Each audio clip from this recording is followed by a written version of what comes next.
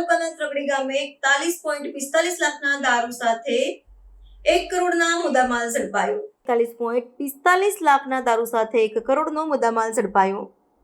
કચ્છ જિલ્લાના માંડવી તાલુકાના ત્રગડી ગામમાં ભુજ સ્થાનિક ગુના શોધક શાખા LCBએ તાજેતરમાં આકસ્મિક દરોડો પાડી ₹41.45 લાખના વિદેશી દારૂના જથ્થા સાથે કુલ 1 કરોડ રૂપિયાનો મુદ્દામાલ કબજે કર્યો છે.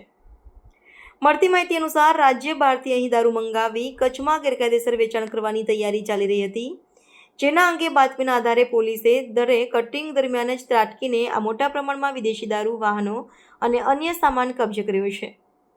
આ કાર્યવાહી દરમિયાન પોલીસને માહિતી મળી હતી કે લિસ્ટેડ બુટલેગર યુવરાજ વજુભા જાડેજાએ દારૂનો આ જથ્થો મંગાવ્યો હતો. આ પહેલાં પણ સ્ટેટ મોનિટરિંગ સેલ SMC દ્વારા યુવરાજ જાડેજાના બંદીવાર ઘરો અને સોસાયટી પ્લોટ પરથી ₹83.78 લાખનું વિદેશી દારૂ ઝડપાયો હતો.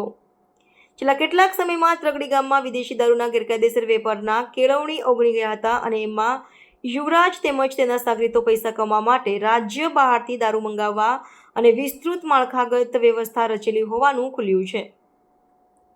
ઘટનાને પગલે પોલીસ અને સ્થાનિક તંત્રએ ગુનાની નોંધ લઈ વધુ તપાસ અગ્રેસર કરી છે.